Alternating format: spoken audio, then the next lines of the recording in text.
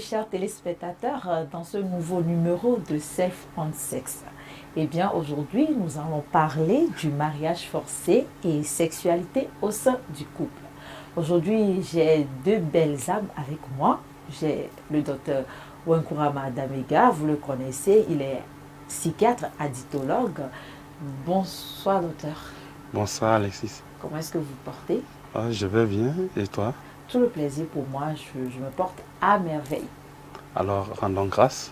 Docteur, merci d'être là comme d'habitude. Aussi avec Madame Bédéma, Caroline, qui est coach de vie de couple. Bonsoir. Bonsoir, comment tu vas? Je vais bien. Et chez vous? Il y a un bon bout de temps. Oui. Mais c'est toujours un plaisir, surtout avec ce thème aussi riche que nous avons, le mariage forcé et ses contours et puis son implication dans la sexualité de ce couple en question. Eh bien, sans plus attendre, je vais demander au spécialiste psychiatre qui est avec nous ici de nous faire une petite définition du mariage et puis de nous dire aussi par l'occasion ce que c'est que le mariage forcé. Docteur, nous sommes à l'écoute. Merci. Pour définir le mariage, on va essayer de voir le contexte. Donc, je vais donner la définition de façon juridique ou bien de façon générale, et après je vais le contextualiser. Donc, le mariage, c'est lorsque deux personnes s'entendent de se mettre ensemble et régis par une loi, la loi de leur pays. Donc, et c'est ça le mariage. Et ces deux personnes, ça peut être un homme, une femme. Et sous d'autres cieux, ça peut être deux personnes de même sexe qui s'entendent et qui se mettent ensemble et en respectant la loi de leur pays. Maintenant, le contexte africain le plus particulier togolais, le mariage chez nous, c'est lorsque un homme et une femme vivent ensemble et quand il y a un enfant. Sans enfant, souvent, les Africains ou nous, les parents pensent qu'ils ne sont pas encore mariés. Lorsqu'il y a enfant, même s'ils ont fait mariage à l'état civil ou bien à l'église, l'Africain pense que non, ils ne sont pas encore mariés. C'est quand l'enfant est là, on dit qu'ils sont mariés. Et même si ils ne sont pas mariés légalement, on les définit, c'est la femme de tel. Et par conséquent, sur le plan culturel, on sait que cette femme appartient à tel homme, donc vous n'avez pas le droit de lui faire la cour. Donc, c'est la définition du mariage contextualisé. Sinon, le mariage, nous tous nous connaissons ce que c'est que le mariage. Mais moi, je vais au-delà de ça pour dire souvent aux gens que le reste n'est que des formalités. Mais lorsque deux personnes se disent oui, veulent être ensemble, pour moi, c'est déjà un mariage. On n'a pas besoin de formalités sociales, comme je définis le mariage comme les formalités sociales. On n'a pas besoin forcément de formalités sociales pour dire qu'on est marié. Mais bon, ça c'est mon point de vue personnel. Ça, je ne dis pas que c'est ce que tout le monde dit, c'est mon point de vue personnel. Donc, une fois que deux personnes s'entendent pour dire, bon, on va vivre ensemble, on va partager notre vie ensemble, c'est déjà le mariage. Et chez moi, c'est que c'est déjà béni par Dieu. Le reste n'est que des formalités sociales, que ce soit à l'église, à la mairie ou bien sur le plan coutumier. D'accord, docteur.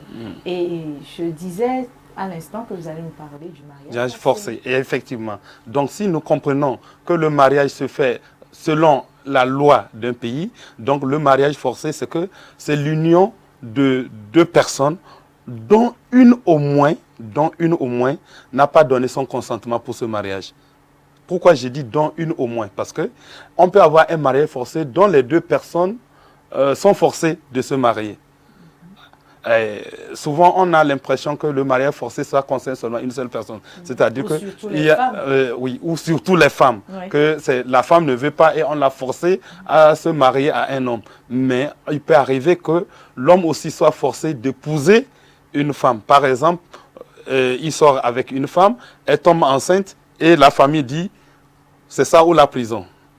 Exemple le plus souvent palpable, quand la fille est mineure, 16 ans, elle tombe enceinte, on lui dit, bon, soit tu l'épouses, soit c'est la prison. Et souvent, n'importe qui, il va choisir l'épouser. Et c'est un mariage forcé. Déjà, c'est un mariage forcé. Et ça peut arriver aussi aux deux en même temps. Aux deux. C'est-à-dire que aussi bien la fille ne voulant pas être avec l'homme, et l'homme aussi ne voulant pas être avec la fille, on peut les obliger à se mettre ensemble. Donc le mariage forcé, ça peut concerner les deux personnes, mais ça peut concerner une personne. C'est pour cela que j'ai dit, dont une au moins n'a pas donné son consentement. D'accord. Merci, docteur. Si je comprends bien, je récapitule. Cela veut dire que quand il y a mariage forcé, c'est qu'il y a obligation. Il y a qu'une personne au moins a été forcée. Je m'en vais... Ce n'est pas fini la définition. Okay. Pour pouvoir mieux comprendre ce qui le reste, c'est que je donne la définition du mariage forcé comme si un mariage qui se fait hors les normes de la société dans laquelle les personnes se trouvent. Donc, quand on se marie hors normes aussi, ça peut être une forme de mariage forcé. Par exemple... D'accord, docteur, je ne vous coupe pas, mais on va revenir sur les formes de mariage forcé. En attendant, comme on est là avec Madame Bédéma, je l'ai dit tantôt, elle est coach de vie et de couple. Elle parle avec les hommes, les femmes. Je vais la laisser se représenter, dire ce qu'elle fait. Et je pense qu'elle aussi aurait sa définition du mariage et du mariage forcé. Donc, Madame Caroline, à vous la parole. Magnifique que vous êtes ce soir, j'aime bien. Allons-y. Merci beaucoup. De rien. Heureusement que nous sommes là pour parler du mariage et nous voulons apporter une contribution à tout ce qui se passe déjà. Et le docteur venait de définir. Le mariage, c'est une union de deux personnes qui se sont entendues que nous allons faire route ensemble. Ça, c'est le mariage. Et comme on le dit, on a tendance à penser qu'il y a mariage quand on est allé faire des cérémonies, que ce soit coutumier ou autre type de ou bien à l'église et tout ça. Parce que, en réalité, c'est quand les deux personnes concernées s'entendent qu'il y a mariage et ils partagent leur intimité, ils partagent la vie, c'est déjà mariage. Donc moi, ça me fait mal quand les gens vivent, c'est-à-dire qu'ils sont des partenaires et ils partagent déjà, comment dire, le toit ensemble et puis un temps après qu'ils ne sont pas encore mariés. Ils font quoi? Qu'est-ce qui reste pour qu'ils soient mariés? L'enfant. Peut-être c'est ça, mais en réalité... D'autres mamans ont déjà des enfants. Oui, mais je me dis que c'est vraiment réduire et mal comprendre. Parce que qu'est-ce qu'ils vont faire de mieux quand ils seront mariés? Mais ils font déjà ce que les mariés font. Et donc on est en train de dire qu'ils ne sont pas encore mariés. Et ce qui est encore plus embêtant, c'est qu'on reçoit des gens, ils disent « Depuis, je vis avec lui, mais on ne s'est pas encore marié. » C'est quoi on met dans le mariage? La procédure, la formalité sociale, comme je disais. Le civil surtout, parce que, comme on le dit, ça protège la femme. Non, ce n'est pas le civil surtout. Quand le civil, c'est le coutumier. C'est le coutumier d'abord. C'est le coutumier d'abord. Surtout en Afrique. Même voir, après le coutumier, c'est religieux. Le civil vient en dernière position. Quand souvent les gens disent je ne suis pas encore marié alors que j'ai 3 enfants avec lui, 2 enfants, ils ne pensent pas au civil. Même ce n'est même pas les femmes seules qui disent. Un monsieur, c'est-à-dire il a sa femme, il vit avec elle à la maison, ils ont des enfants, un responsable, un chef de service. Et il me dit non, que Caroline, tu vois, bon, aux conneries de mariage là, que lui, il n'est pas encore prêt pour se marier. Alors que il est déjà avec une femme. Il vit avec une femme, avec des enfants. C'est quoi nous mettons derrière le mariage? C'est ça aussi qu'il faut qu'on se réveille parce que dès que nous sommes ensemble déjà et nous partageons des idées, l'intimité et le même toit qui n'est pas le même que le toit de mes parents, il ne reste pas grand-chose. Oui, mais le mariage, s'il vous plaît, docteur? Non, je ne vous coupe pas parce que c'est un point important du fait de certaines réalités que les gens vivent sur le terrain.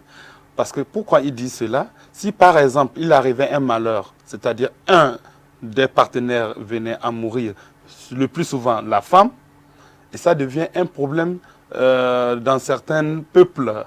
Partout, je ne vais pas citer certains peuples où parfois même on laisse le cadavre et on vous tente un procès coutumier, traditionnel, jusqu'à vous faire des amendes avant de pouvoir accepter que vous fassiez les cérémonies funéraires, tout ça là. Donc, moi, je suis d'accord avec cela. C'est quand même important pour la dignité des deux personnes qui se mettent dans le mariage d'aller sur ces plans de formalisation, de régularisation qui font que c'est comment on vous identifie, c'est-à-dire on vous reconnaît comme... L'étiquette, en fait. Oui. Mais au-delà de cela, quand votre fille vivait avec lui, chez lui, il n'a pas fait là. Vous étiez en train de considérer votre fille comme quoi? Quand votre enfant garçon a accueilli une personne chez lui, ils sont là 1 mois, 2 mois, des années. Vous, les parents des enfants, vous les considérez comme quoi? C'est aussi un autre aspect. C'est pas quand ça ne va pas qu'on va intenter des trucs. Bon, moi je me dis que ce ne sont que là aussi que des formalités.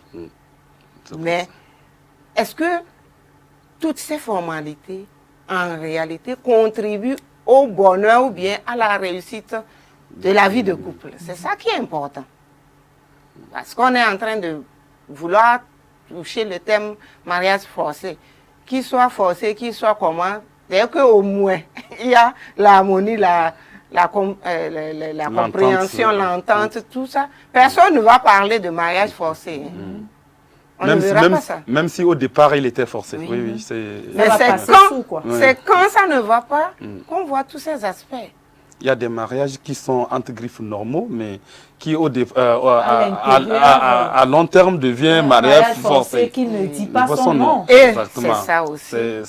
C'est une des formes de mariage forcé dont on doit parler. Oui, d'accord, docteur Caroline.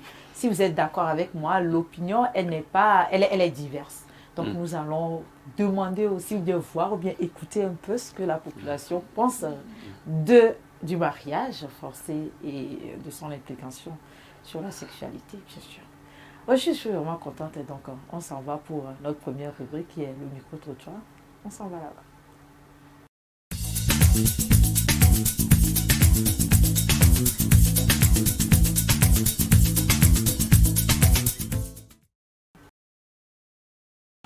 Le mariage forcé est une très mauvaise chose parce que quand on marie des gens sans leur consentement, voilà, ça a des effets vraiment graves sur la personne et même sur les enfants à naître dans ce mariage-là. Parce qu'un mariage où il n'y a pas l'amour, forcément, les enfants, il n'y aura pas l'amour envers eux aussi. Ça serait très difficile de montrer de l'amour envers ces enfants-là qu'on n'a pas désiré et surtout avec une personne qu'on n'a même pas imaginé se mettre en couple avec. Donc je pense que c'est une très mauvaise chose. Selon moi, le mariage forcé peut avoir un impact. Parce que déjà quand on n'aime pas quelqu'un, on ne veut même pas que la personne nous touche. Et imagine qu'on est marié à quelqu'un et on est obligé d'avoir des rapports sexuels avec cette personne-là. Automatiquement, c'est pas de la joie. C'est pas de la joie. Si j'ai un conseil, c'est de sensibiliser nos parents contre cet acte-là, les sensibiliser par rapport aux effets que le mariage forcé a sur leurs enfants et les progénitures à venir. Le mariage forcé, selon moi, c'est pas une bonne chose. Puisque l'amour, ça doit être un truc naturel et le sentiment doit être réciproque pour que les choses marchent bien. Selon moi, oui, le mariage forcé peut avoir un impact sur la sexualité. Puisque pour avoir envie de quelqu'un, il faut d'abord aimer la personne. S'il n'y a pas de l'amour, c'est pas naturel, c'est pas bien. Nous voilà de retour de notre micro-trottoir, de ce que ces deux belles dames ont dit. Docteur, vous avez écouté, Caroline aussi. Je pense que la première intervenante, surtout, elle a dit des choses vraiment pertinentes, intéressantes, du genre de comment est-ce qu'on se sent quand on est... D'abord, on est d'accord que les deux disent que le mariage forcé, que ce n'est pas du tout bien. Docteur, avant d'interagir sur ce qu'elles ont dit, bien sûr, est-ce que vous pouvez nous parler des différentes formes de mariage forcé qui peuvent exister? Oui, les différentes formes de mariage forcé, on va essayer de dire sous forme de cause. Qu'est-ce qui entraîne le mariage forcé? Qu'est-ce qui fait qu'il y a mariage forcé? Il y a plusieurs causes. Première cause qui est la plus ancienne, c'est l'inégalité au niveau des sexes. C'est-à-dire que depuis longtemps, on a toujours considéré comme quoi les hommes étaient plus... C'est comme s'ils étaient supérieurs par rapport à la femme. Ça fait que les familles se disaient, bon, la femme, elle sert à quoi? Il vaut mieux la donner en mariage, et même le plus tôt possible, ça serait mieux pour la famille. Donc, ça fait qu'on donnait souvent les filles en mariage précocement. Et donc, on laissait le garçon évoluer. Ça, c'est la première cause, l'inégalité des sexes. Deuxième cause, c'est la pauvreté. Donc, certaines familles sont pauvres et donc, donner une fille en mariage, ça fait premièrement une bouche en moins. Et deuxièmement, c'est qu'on peut donner la fille en mariage avec une autre famille qui est plus riche, donc où on va bénéficier des avantages que ce soit matériel, l'argent financier, tout ça là. Donc c'est la pauvreté. Troisième cause, c'est comment je peux dire, ce sont certaines pratiques traditionnelles. Certaines pratiques traditionnelles qui essayent par exemple de placer certaines personnes dans le mariage. Il y a certaines localités du Togo où la fille déjà à 13, 14, 15 ans, elle est déjà placée dans un mariage. Maintenant, c'est à la famille de l'homme de se préparer pour venir la prendre. Qu'elle le veuille ou non, on vient, on la prend. Je me rappelle très bien quand j'étais petit, surtout les dimanches, tu vas voir les dimanches vers 16h, 17h, tu entends des cris au marché de Niamtougou. C'est qu'on est venu prendre une fille comme ça. Au marché? Oui, au marché, exactement. ça c'est resté dans ma tête. On vient, c'est-à-dire que le mariage est conclu entre les deux familles et c'est à la famille du garçon de faire tout pour venir prendre la fille n'importe où elle est. On la prend comme ça et on part avec la fille. Donc, c'est les pratiques traditionnelles. D'autres même, pour se marier, ils disent qu'il faut faire grâce, comme ils disent souvent. C'est comme si tu fais grâce à la fille et à la fille même là de venir vers toi. C'est-à-dire, elle vient comme si elle est consentante. En réalité, elle n'est pas consentante. Il y a des localités au Togo que je ne vais pas citer les noms. Donc, certaines pratiques traditionnelles qui forcent les gens au mariage. Il y a aussi le non-respect de la loi. Par exemple, nous sommes au XXIe siècle, il y a les droits de l'homme, il y a le plan international, il y a UNICEF, tout ça là, qui interdisent le mariage forcé et précoce. Et malgré cela, les gens, les familles, les parents ou certaines localités ou certains chefs traditionnels refusent d'observer ces lois. Maintenant, comme la loi, c'est-à-dire que quand la loi dort, c'est que tout va bien. Il faut que quelqu'un aille porter plainte pour que la loi se réveille. Alors que la loi devait faire en sorte qu'elle peut s'auto-saisir. Je ne sais pas comment je peux le dire, mais elle peut s'auto-saisir face à certaines situations. Bon, comme ça dort, ça devient une coutume. Dans ces localités, ça devient une coutume. Tu peux épouser une fille de 14 ans, bon, ce n'est pas un problème, tout le monde applaudit. Alors qu'une fille de 14 ans, elle n'a pas le consentement. Même si tu lui as fait la quoi, elle a dit oui, sur le plan légal, elle n'a pas le droit de donner son consentement. Donc, ça devient une forme de mariage forcé. Il y a aussi, comment je peux dire, dans les mariages forcés, à part les pratiques traditionnelles, il y a certaines pratiques religieuses aussi. Il faut qu'on se le dise, il y a certaines religions qui prônent aussi ce mariage précoce et forcé. C'est-à-dire que les filles déjà autour de 16, 17 ans, elles sont déjà mariées. Et ça aussi, ce n'est pas, comme je dis, tout enfant. Parce que dans la définition du mariage, il faut que la personne ait au moins 18 ans. Tout mariage qui se fait avec une personne qui n'a pas encore 18 ans, c'est que ça pose problème. Ça pose problème sur le plan consentement, sur le plan chose. Et certains mariages forcés surviennent aussi pour régler certains conflits. Pour régler certains conflits. Il y a conflit entre deux peuples. Et puis, on peut, par exemple, placer une fille d'un peuple de l'autre côté pour calmer le conflit. Et ça c'est fréquent dans certaines zones du pays, que ce soit au Togo ou le reste de l'Afrique. Et même dans le monde entier, même nous avons vu dans des films comment on fait les négociations, où on place des personnes, et c'est des mariages forcés. Et toi, femme, quand on te place, tu n'as pas ton mot à dire, sauf tu fuis, ou si tu arrives à fuir, sauf si tu te donnes la mort. Donc déjà, ça fait partie d'une des conséquences du mariage forcé, où les gens arrivent à se donner la mort parce qu'ils ne supportent pas ce mariage forcé. Voilà quelques exemples des mariages forcés qu'on peut avoir. Merci, docteur. Est-ce que Caroline a quelque chose à ajouter? Oui, effectivement. À part les différents types que le docteur vient de citer, il y a aussi des mariages forcés quand il advient une grossesse. Oui, exactement. Et souvent, c'est ça qui est populaire chez nous ici. Il advient une grossesse, automatiquement, si c'est la fille, on te dit, vas-y rejoindre le propriétaire, celui qui t'a enceinté. Mais on se dit qu'elle est prête avant de le faire. Automatiquement, ça devient un mariage forcé. C'est un mariage forcé, c'est comme ça. Ce n'est pas qu'elle est prête. On peut être avec quelqu'un sans forcément être prêt à l'épouser. Oui, et donc ça fait la même chose pour le garçon. Oui. Puisqu'on va te dire que c'est toi qui l'as enceinté, donc tu vas l'épouser. Maintenant, il y a aussi mariage forcé, parce que, je vais donner un exemple. C'est-à-dire que moi, je suis fille. Depuis là, je voudrais épouser telle catégorie d'hommes. Un riche, par exemple. Bon, je ne sais pas tout. Oui, mais donc, je fais tout pour que je puisse arriver à ça.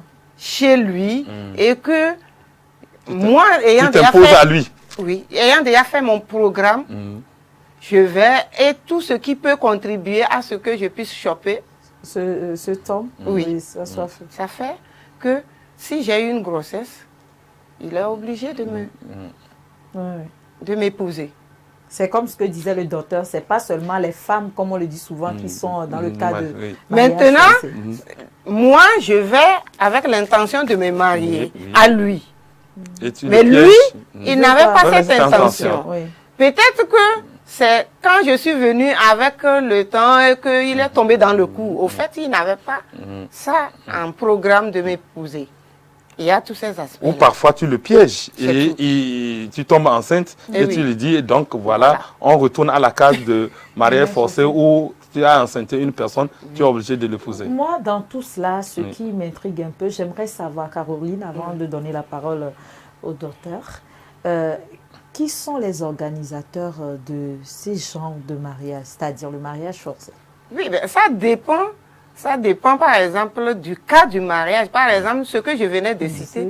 L'organisatrice, c'est la femme elle-même. Oui. Voilà. C'est ça. Maintenant, si c'est ailleurs commandité par les parents, ça aussi, ça fait la fille, les parents et ceux qui... Ou bien le garçon, les parents et ainsi de suite. Et je vais citer un cas de mariage. Je peux dire que moi, je le mets dans le mariage forcé parce que c'est au Togo. Les familles vivent au Togo, mais il y a le garçon qui ne vit pas au Togo. Il est parti pour ses études, comme on le dit. Et là, la famille se dit que non, que notre fille doit épouser votre garçon. Et les familles s'entendent pour... Et maintenant, la famille qui a la fille au pays commence par parler à l'autre famille. À la fille, pour qu'elle accepte. Le garçon. Le garçon, qu'elle n'a pas encore vu. Le garçon étant quelque part, bon, puis tout ça là, jusqu'à ce que le garçon revient juste pour le temps de mariage et il repart. Voilà. Et ça s'est fait comme ça. Ils se sont mariés. Quand on a fait les cérémonies, mariage, tout ce qu'il fait là, jusqu'à faire le mariage à l'église, ils sont rentrés. Malheureusement, on viendra. Quand on est marié, il faut qu'on se touche, non? C'était là-bas la guerre. Et le lendemain, ils se sont séparés. Mais qu'est-ce qui a fait qu'est-ce qui a fait que le lendemain? Parce que dans les conditions, comme on parlait de mariage, c'est que quand vous faites les formalités sociales, dans les formalités sociales, il y a les conditions qui vous permettent de jouir de votre mariage et en même temps de vous séparer. Quel que soit le type de mariage, il y a ces conditions-là. Je n'ai pas encore vu des conditions où on se marie aujourd'hui et le lendemain on se sépare en même temps. C'est des religieux. Non, même des religieux, il faut 6 mois sans consommation avant de vous séparer. Parce que si c'est pas 6 mois... Si je dis séparer, pas séparer, séparer légal comme cela, mais l'autre partie, c'est-à-dire ils se sont séparés, ils ne vivent plus sous le même toit. Oui, l'autre est reparti. Oui, non, ce n'est même pas ça. La fille est partie chez elle. Elle dit qu'elle ne revient plus dans le mariage. Et l'autre, mais qu'est-ce qui en est là? En tout cas, on verra dans les conséquences. Mais c'est un mariage. Là, oui, vous m'avez bien vu, on verra dans les conséquences. L'engouement, je voulais déjà savoir. Bon, vous aussi ne riez pas là où vous êtes comme a eu et on m'a pas eu. Je savais. Donc, on est à vous, mais selon vous, quand elle a enjambé, donc d'accord, j'ai été eu. Bon. Maintenant, pour vous, là, qui sont les organisateurs? Non, je pourrais dire, les organisateurs, c'est toute la société. Parce qu'il y a action, il y a les agents actifs et les agents passifs. Quand on prend la loi, quand vous observez une situation qui se déroule et que vous n'agissez pas, c'est que vous êtes complice. Donc, je peux dire que nous tous, nous sommes organisateurs. Nous connaissons bien des gens qui sont dans ces situations, qui font des mariages forcés aux enfants, bon, je dirais des mariages précoces aux enfants, mais on ne réagit pas, nous participons de façon passive. Donc nous sommes complices. Nous sommes complices. Bon, en grande partie, c'est les familles, c'est les personnes elles-mêmes, c'est les ambitions, je pourrais dire, qui ne sont pas des personnes physiques, mais des personnes morales, les ambitions que chacun a, qui peut l'amener, ou les situations que les gens vivent, qui peuvent amener ces personnes à organiser ou perpétuer ces mariages forcés. Docteur, merci pour ce que vous venez de dire, sur tout ce que vous avez dit sur les agents passifs. Moi, je me rappelle quand on était enfant, et il y avait eu un cas comme ça dans le quartier où on vivait, où la fille, on l'a mariée forcée. Même où on était enfant, on savait tout ça, ça me faisait mal parce qu'elle avait notre âge et tout. Mais je voyais que personne ne disait rien dans le quartier. Donc, moi, on ne connaissait même pas le chemin pour aller au commissariat, pour dire... Même est-ce qu'on pouvait aller dire quelque chose même. Donc, quelque part comme ça, après, ils ont déménagé, on ne sait plus, mais... Aujourd'hui, quand je vois avec le recul, je vois que vraiment elle vivait quelque chose et puis bon, on n'avait pas le pouvoir, nous encore moins, mais les parents, les gens, les quartiers, tout le monde était vraiment passif. Merci pour ce que vous dites, mais on va aller à notre deuxième rubrique, qui est le sport inceste. Et après, Caroline, je sais qu'il y a des choses que tu veux dire, mais on va revenir après notre deuxième rubrique, qui nous parle des conséquences sur une femme qui ne fait pas l'amour. Quelles sont les conséquences si on ne fait pas l'amour? Oui, je sais que tout le monde se dit, est-ce qu'il y a ça? Oui, on va voir. Donc, à toutes.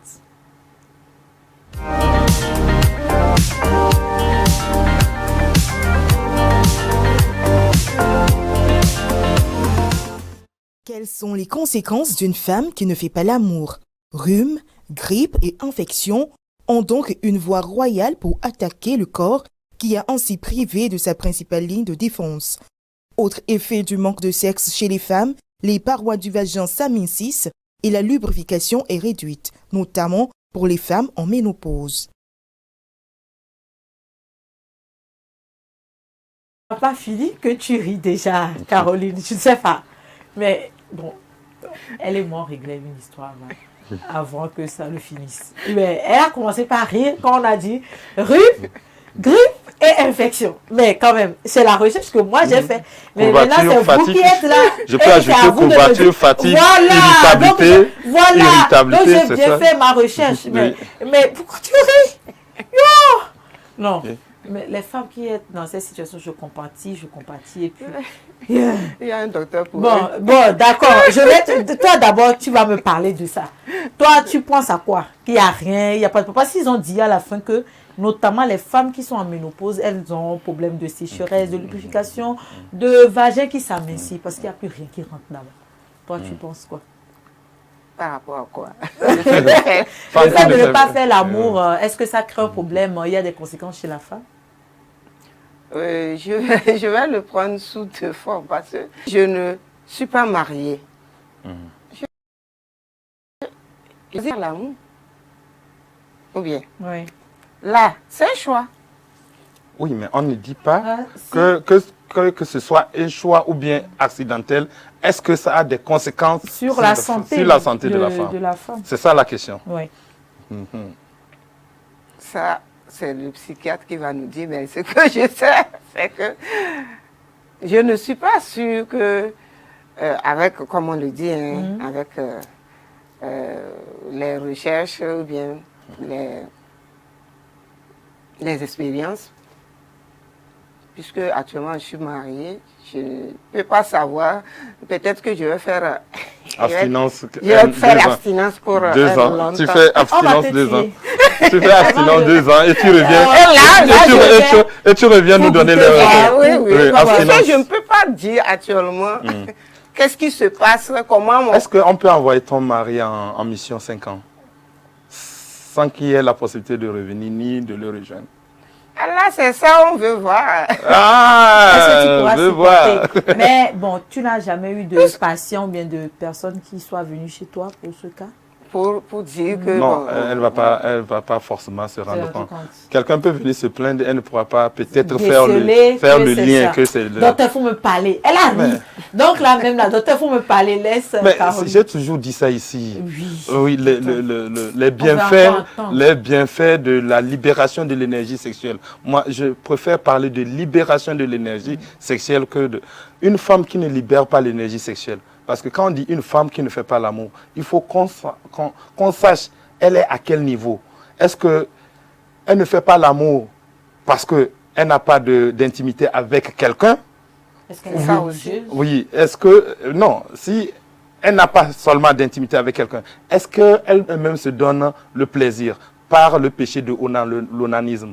Ou bien, est-ce qu'elle fait des rêves érotiques où elle jouit? Ça aussi, c'est une forme de libération de l'énergie sexuelle. Si elle est dans ça, elle peut ne pas avoir de problème. Elle va vivre normal parce qu'elle libère l'énergie sexuelle.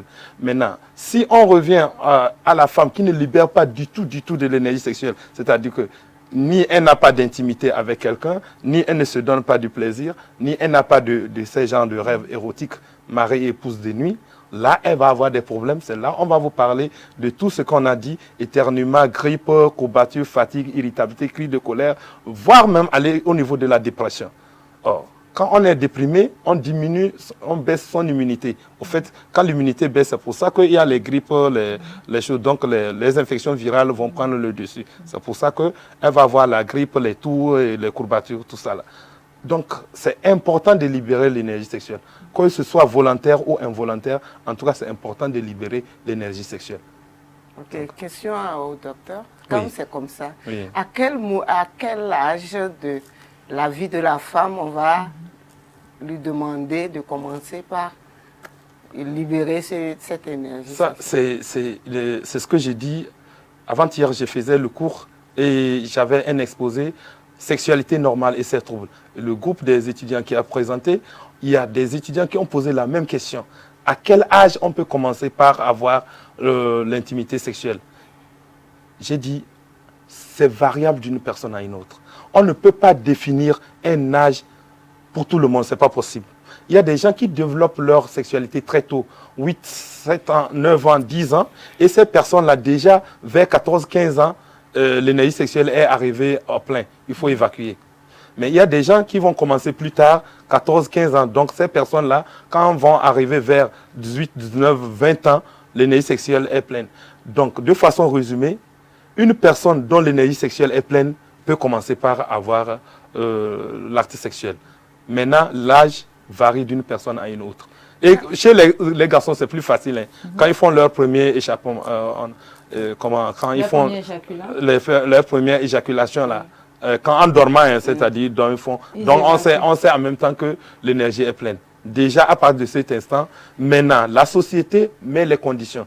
Donc, par exemple, la société a dit pas d'acte sexuel avant 18 ans. Donc, si vous avez un acte sexuel avant 18 ans, c'est un problème, surtout si l'acte sexuel est fait avec un adulte. Donc, ça devient pédophilie. Donc, vous comprenez les choses. Donc, de façon juridique et sociale, on a dit minimum, c'est 18 ans. C'est très intéressant, docteur, mais nous allons perdre notre fil. Caroline, pour ça, je vais vous réinviter. Vous allez venir discuter de quand est-ce qu'il faut commencer. En tout cas, nous, on a déjà commencé, on ne sait même plus quand, mais on s'avoue. Docteur, moi, je vais demander, bon, d'abord, je vais demander à Caroline, parce que c'est elle qui crie sur mon plateau. Caroline, est-ce qu'il y a un intérêt à faire un mariage forcé? Intérêt peut-être pour la personne qui se met dans le mariage forcé ou bien les personnes qui sont instigatrices. Sinon, quel intérêt? On gagne quoi en faisant le mariage forcé? Supposons, j'étais en train de voir les autres aspects du mariage forcé, c'est-à-dire que la plupart du temps, les femmes qui ne se sont pas mariées jusqu'à un âge, 40 ans comme ça, se sentent forcées rapidement de se mettre dans une relation. Et là, c'est pas parce que effectivement la personne est aimante, tout ça, mais c'est comme une forme de se caser. Oui, il y a la biologie, il y a la physiologie, il y a tous ces aspects. Il y a le médical qui demande à la femme, déjà à 36 ans, elle va voir régulièrement le gynéco. Le gynéco dit, mais madame, vous avez vos ovaires, non, pas vos ovaires, vous avez des fibromes, et pour le moment, ils ne sont pas encore grands, mais il faut tomber vite enceinte, sinon. Donc, ça, il y a la pression sociale qui oblige des femmes à se livrer dans ce genre de pratiques pour avoir, pas forcément un mariage forcé, mais pour se caser quelque part. Oui. Donc, ça devient un bénéfice. Oui, c'est un avantage. Le mariage forcé n'a pas que des côtés négatifs, il y a des côtés positifs. Comme je parlais entre deux peuples où il y a conflit, un mariage peut calmer, peut régler le conflit. Il y a le brassage, au jour d'aujourd'hui, il y a le brassage ethnique. Hein? Il y a le brassage ethnique, ça fait qu'on peut quitter de l'Est à l'Ouest, du Nord au Sud et déposer les armes et être ensemble à cause du mariage. S'il n'y avait pas ce lien de brassage comme ça, chacun allait exactement. Et, par rapport à l'idée de ethnie, je trouve aussi que quelque part, on met de la pression, certains mettent de la pression que non, tu es de notre ethnie, tu ne dois pas épouser tel. Oui. Et ça fait que, par exemple, j'ai connu une petite soeur là, elle rencontre son premier partenaire, présente à ses parents, dit non, il n'est pas de notre ethnie, tu ne peux pas, il faut laisser tomber. C'est-à-dire qu'il faut que la fille retourne pour dire au garçon, je ne sais pas comment elle va faire pour que la relation la finisse. Et puis, un autre présente, on dit non, si ce n'est pas de notre ethnie, ça ne va pas aller. Jusqu'à... Oui, c'est une des formes de mariage forcé. On l'oblige à se marier à quelqu'un de son ethnie. Et ça, il peut y avoir aussi le revers, quelque chose que moi je vois. Peut-être la fille aussi peut refuser. Et elle force le mariage, elle se met avec le garçon, peut-être elle tombe enceinte. Et pour la fierté, les parents vont dire, bon, il n'est pas de notre ethnie, mais comme tu as enceinté la fille, tu l'épouses. Donc, c'est dans son intérêt à elle. Parce qu'elle a pu être avec son amoureux, si on le dit entre griffes. Et c'est malheureux pour la famille. C'est ça. Mais donc, souvent, les familles qui se comportent comme ça, même si elle tombe enceinte... On va la donner avec la grossesse. Parfois, effectivement, on peut la prendre et donner à quelqu'un d'autre. Hein. Avec la grossesse. Il est là de loin, il voit sa grossesse. Oui, bien sûr. Parce que, par exemple, le cas d'espèce, ça a été fait par 2 fois de suite et finalement, c'est avec un troisième qu'elle s'est mariée. Celui, finalement, avec qui elle s'est mariée, n'est pas de la même ethnie que ce que les parents voulaient. Mais les parents se disent qu'ils étaient obligés d'accepter parce que bon, la fille n'amenait pas, ne trouvait pas ce qu'il veut. Mais non, moi, je ne sais pas trop, peut-être que on va continuer les réflexions, on va voir. Depuis qu'ils se sont mariés, malheureusement, comme le docteur le disait, il y a plus de 5 ans, il n'y a pas d'enfants. Ils vont se dire, ils avaient dit non et tout et tout. Moi, ce que je veux savoir, c'est quel impact tout ça a sur l'homme ou bien sur la femme. Eh bien, le mariage forcé. Le mariage forcé. Il y a beaucoup d'impact. Il y a beaucoup d'impact. Premièrement, c'est exploitation et abus sexuel. Exploitation et abus sexuel. L'abus sexuel, c'est lorsqu'on pose tout acte sexuel sur une personne qui n'est pas consentante ou avec un rapport de force inégal. Un rapport de force inégal, un enfant et un adulte qui fait donc, ou bien un supérieur et un subordonné, donc rapport de force inégal. Donc, exploitation sexuelle, c'est que on place la personne pour avoir des avantages. Les parents peuvent placer leur fille pour avoir des avantages pécuniaires. Ce sont les exploitations sexuelles. Et dedans, comme la première fille qui avait intervenu disait que, comme on t'a forcé, parfois tu ne vas pas vouloir qu'on te touche.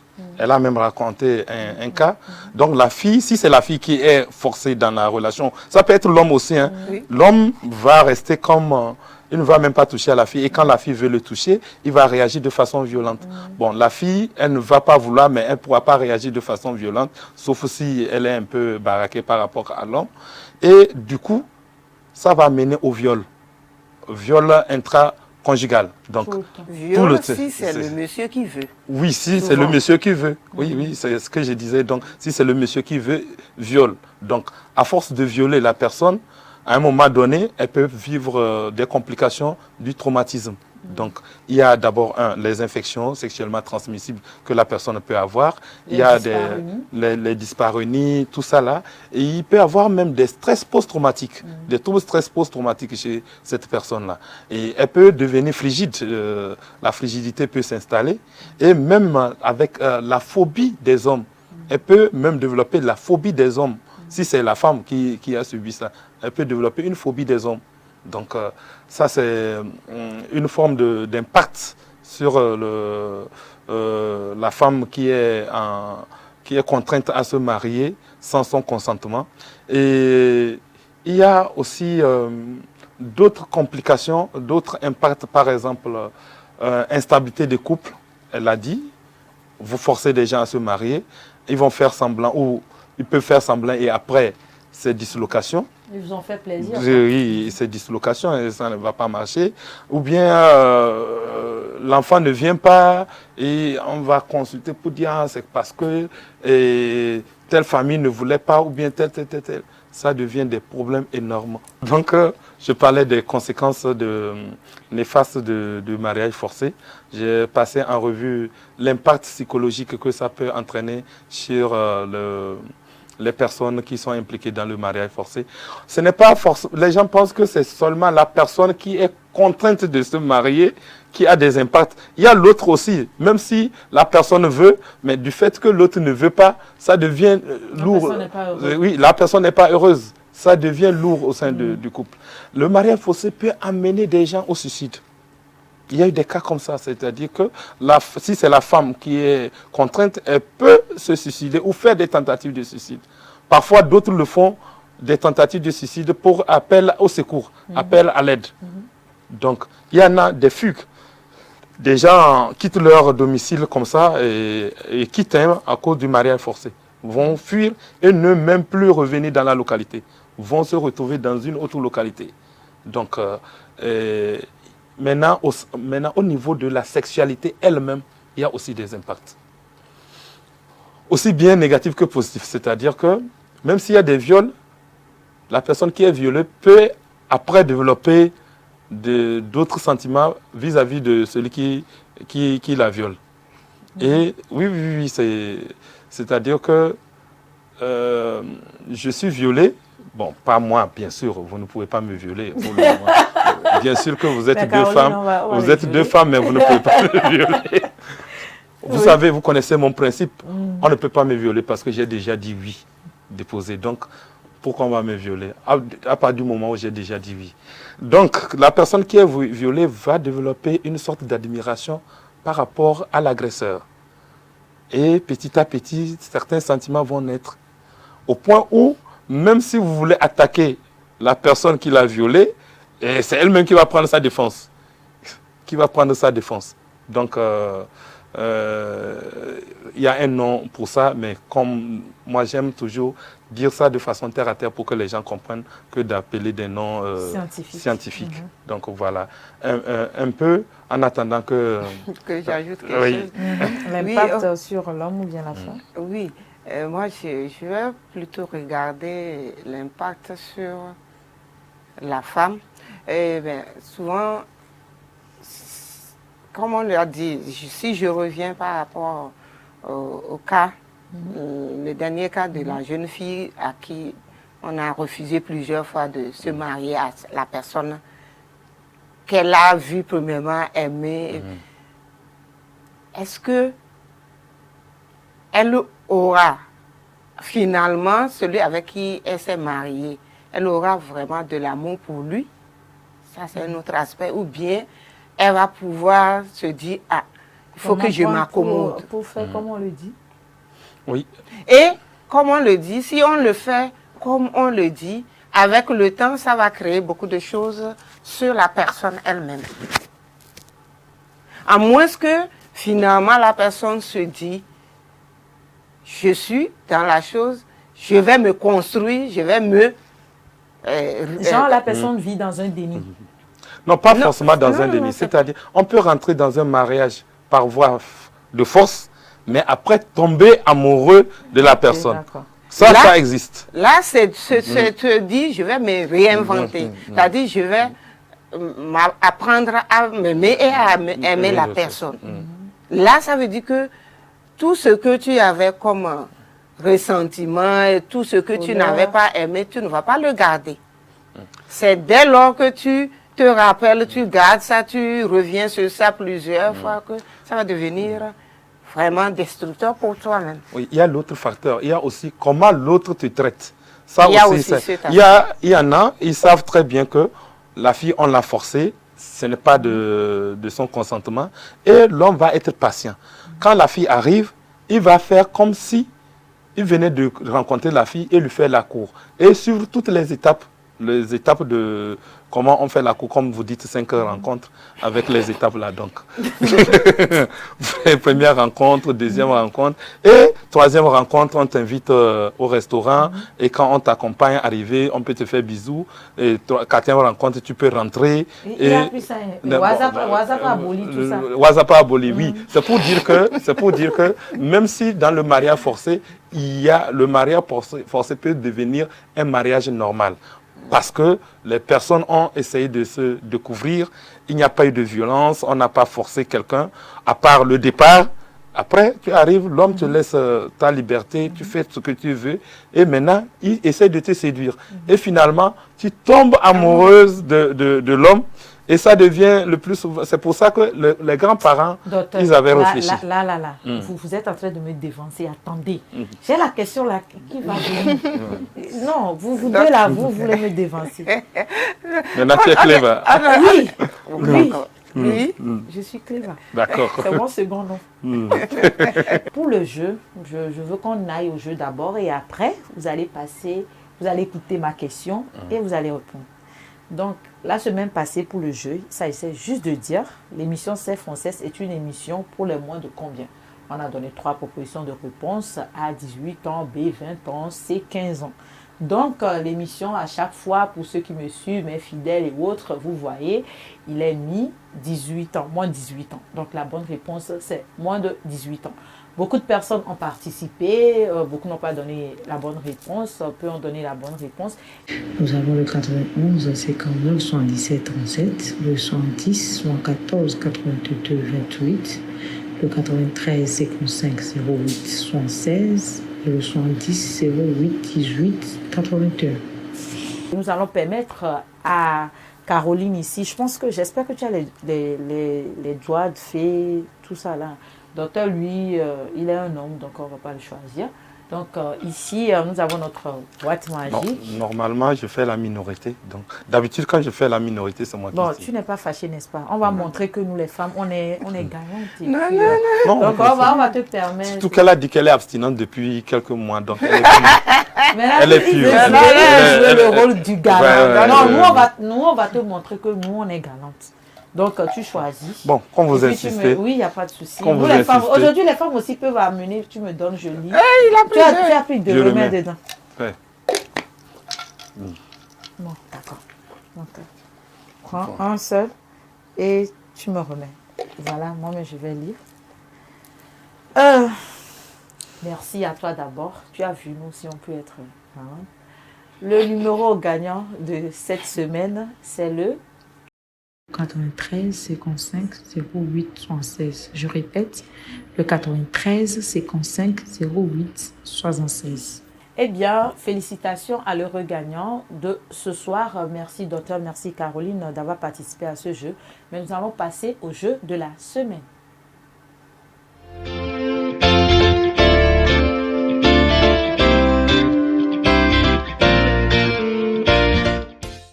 Nous allons passer au jeu gagnant de cette semaine. L'émission Self-on-Sex est visible sur... Vous avez 3 propositions de réponse. A. Télé. B. YouTube. C. Télé et réseaux sociaux.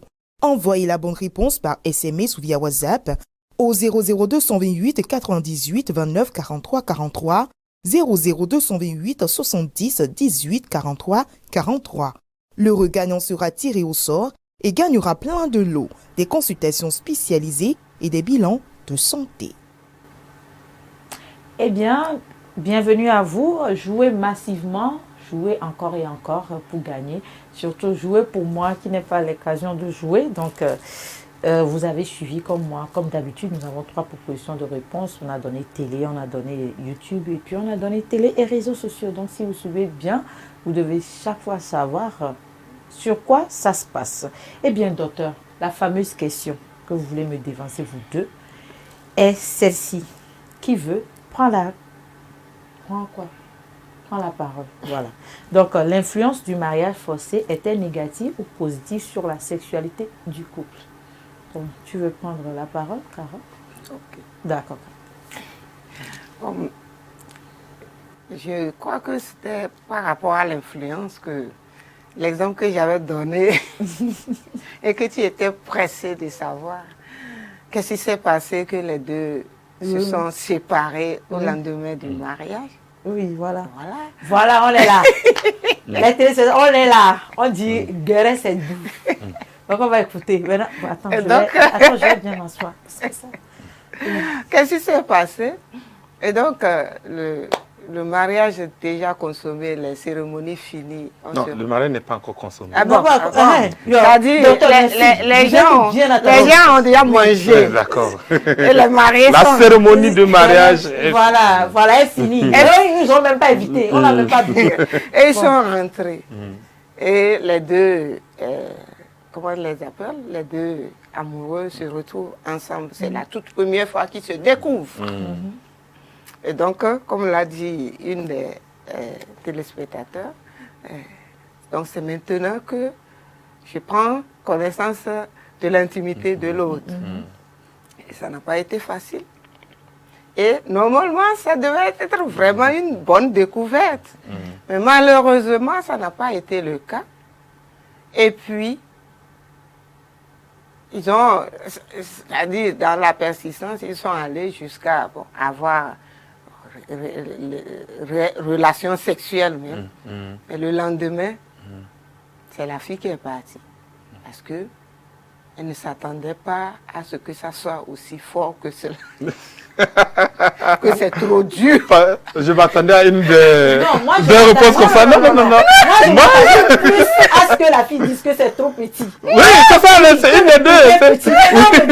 Elle dit que c'est trop fort. Elle m'a déçue. Non, maman, non, il faut aller revoir la fille là. Sincèrement. Non. Elle devait il faut pas se précipiter. Parce qu'on ne sait pas si elle était vierge ou pas.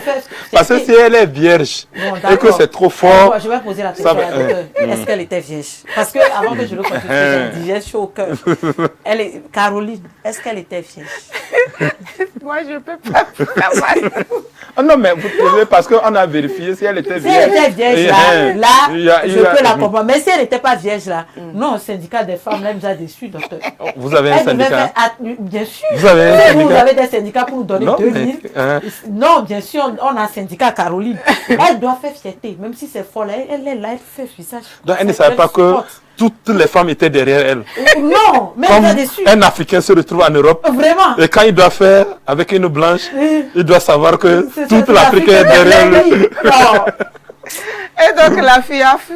On a tout fait pour la ramener. Elle a dit non, que ça fait trop mal. C'est ça.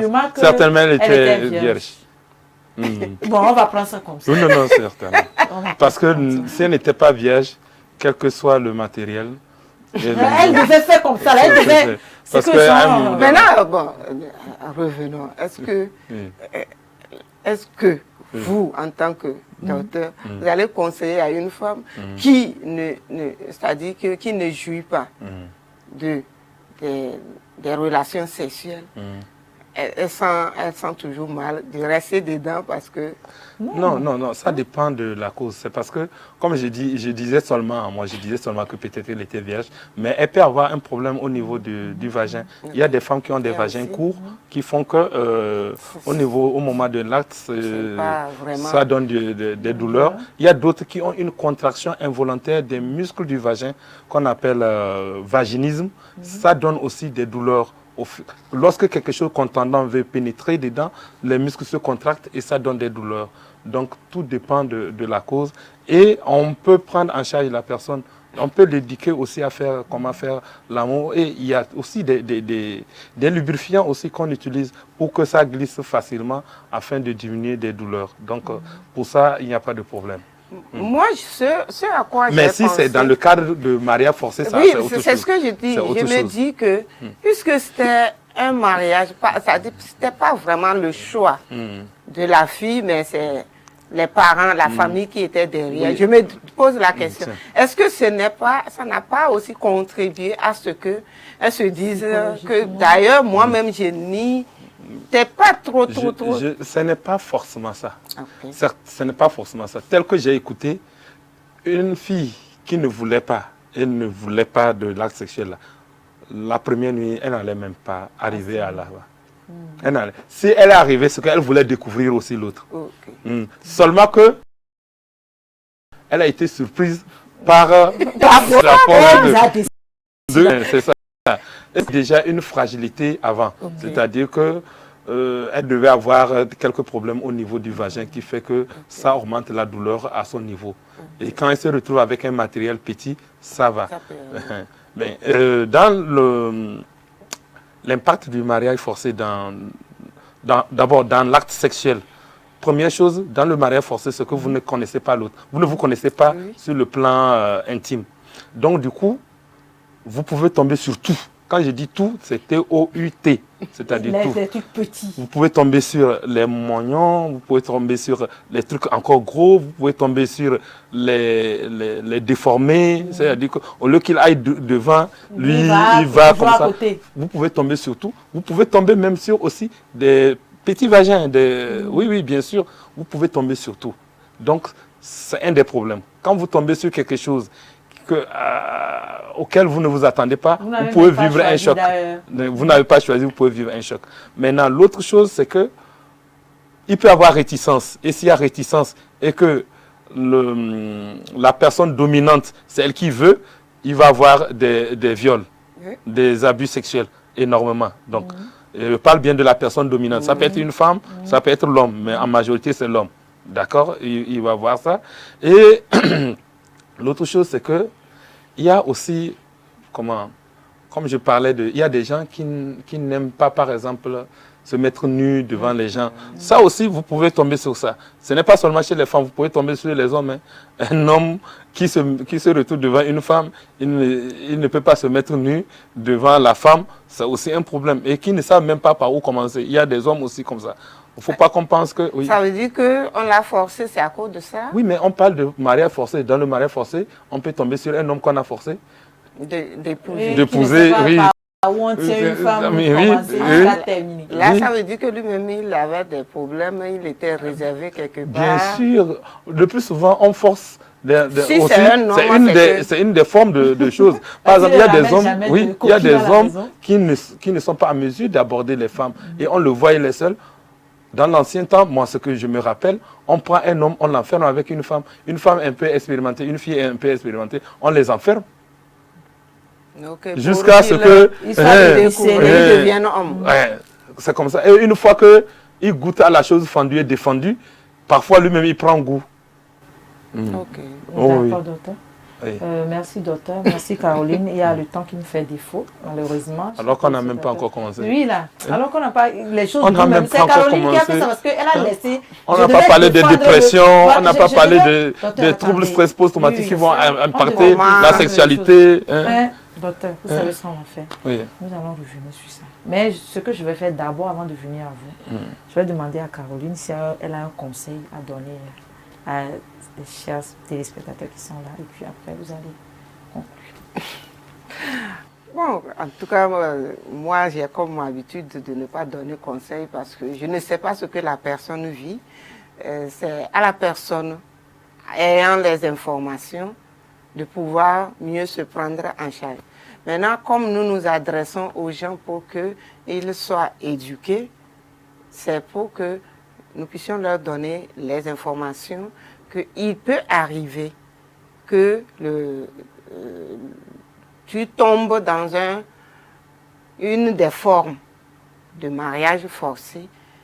Maintenant, si c'est dans ce cas d'espèce, comment est-ce que tu peux t'y prendre pour mieux t'en sortir?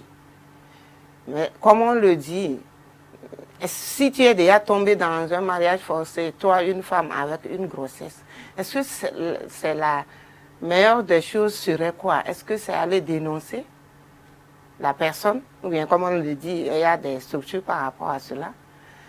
Est-ce que, si en le faisant, ça te permet de pouvoir avoir un père en bonne et due forme pour cet enfant-là, tout ça là, c'est à réfléchir avant de poser les actes par rapport à. Moi, c'est l'autre aspect qui vient, c'est puisque nous voulons nous adresser aussi aux tout jeunes, puisque l'émission s'est adressée à eux, c'est de pouvoir avoir des relations avec des personnes, au moins qu'on estime un peu. Et si ce n'est pas ainsi, c'est que c'est de tout faire pour ne pas répondre à des rendez-vous dans des coins ou bien dans des lieux qui ne sont pas adaptés, qui ne sont pas ouverts au risque de tomber dans. C'est encore... Ça veut dire que ce n'est pas évident que moi, je suis fille et que je me retrouve dans la chambre d'un homme et que je dise que j'ai été forcée. Si je n'ai pas été jusqu'à dans la chambre, il y a certaines choses qui ne se passeraient pas. Pas forcément. Je suis rentrée dans la chambre, mais je ne suis pas assise sur le lit. Je suis restée au niveau du canapé. Je ne suis même pas assise dans le canapé. Et lui, il a voulu. Bon, je vous rappelle, elle s'appelle Madame Bédéma Karedi. Elle est coach de couple, de vie de couple. Donc, elle était avec nous ce soir pour parler du mariage forcé et de sexualité au sein du couple. Merci Caroline pour ton passage. Merci. Ça fut un plaisir parce que le thème est tellement vaste, mais je suis vraiment assoiffée. Je suis restée sur ma faim. Donc mais tu reviens très rapidement. Bien sûr. D'autres aspects. Bien sûr. Docteur, oui. Vous avez la parole.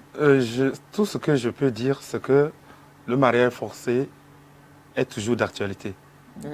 Les gens pensent qu'on n'est plus dans le mariage forcé parce qu'ils avaient la définition ancienne du mariage forcé. Il y a le mariage forcé qui a plusieurs formes. Une des formes qu'on n'a pas citées et que j'ai été sismiqué, c'est qu'il y a une pratique religieuse où vous êtes dans l'église, ce n'est pas vous qui choisissez qui vous allez marier. Vous donnez votre nom, c'est le pasteur qui se charge de vous marier et quand il vous marie, il vous donne les contacts maintenant, vous vous appelez pour vous voir, pour vous marier. Donc, le mariage forcé, je n'ai pas dit, je ne sais pas où, mais je sais où j'ai vécu ça. Donc, et c'est dans tous les pays. Parce qu'une des personnes venait du Cameroun et une autre personne venait du Bénin pour ce mariage. Donc, ce n'est pas affaire du Togo seulement. Ça va au-delà des frontières. Donc, le mariage forcé existe sur plusieurs formes. Pourquoi nous devons en parler? Parce que nous devons limiter ou diminuer au maximum cela. Il ne faudrait pas que nous participons, que ce soit de façon active ou de façon passive. Nous devons agir, nous devons faire quelque chose pour cela. Un des conseils que je donne souvent aux hommes masculins, c'est que quand vous voulez faire la cour à une fille, posez-vous une seule question. Est-ce que cette fille peut devenir ma femme un jour? Si vous trouvez la réponse non, passez votre chemin. Ne vous arrêtez plus pour lui faire la cour. C'est une façon de diminuer les risques de survenue du mariage forcé. Parce que quand vous allez faire la cour à cette fille, s'il arrivait qu'un jour qu'elle tombe enceinte, elle vient vous dire, je n'ai pas vu mes équerres. Bon, vous dites les règles. Je n'ai pas vu mes règles. La première réaction de l'homme, il faut trouver l'auteur de cette grossesse. Ou bien, ce n'est pas moi. Et ça devient des problèmes. Donc, posez-vous la question. Est-ce que cette fille que je vais aborder, est-ce que je peux l'épouser un jour? Si c'est oui, vous pouvez lui faire la cour. Mais si c'est non, passez votre chemin. C'est tout ce que je peux dire. Merci, merci docteur, pour vos riches paroles. Merci Caroline. Je rappelle, docteur, il s'appelle docteur Wenkurama Damiga. Il est psychiatre addictologue et c'est lui que je reçois d'habitude. Je le dérange beaucoup. Il vient me conseiller ici, il vient nous parler. Docteur, merci pour votre passage. Merci pour les conseils. Caroline, merci à toi aussi. Merci. Merci aussi à vous qui êtes là tout le temps avec nous, chers téléspectateurs. Merci aux techniciens qui sont derrière et qui font beaucoup de travail. Merci à mon cher réalisateur que j'appelle Fernand. Eh bien, et merci à tous d'être là pour l'émission CFONCES chaque vendredi à 21h. Ce n'est pas un au revoir, mais à bientôt. Et vous savez que vous pouvez nous retrouver sur tous nos pages Facebook, réseaux sociaux, c'est-à-dire YouTube, tout ce que vous connaissez. Et puis aussi, vous pouvez nous trouver sur Canal Plus au numéro 274. Ce n'est plus le 264, mais le 274. Donc, profitez bien de toutes nos chaînes, toutes nos émissions, pardon, qui sont vraiment attrayantes. Et aussi, nous sommes présentement et actuellement à la foire. Donc, profitez-en, suivez, allez-y, faire un tour, voir ce qui y se passe. Eh bien, on se dit à bientôt et à tantôt. Au revoir.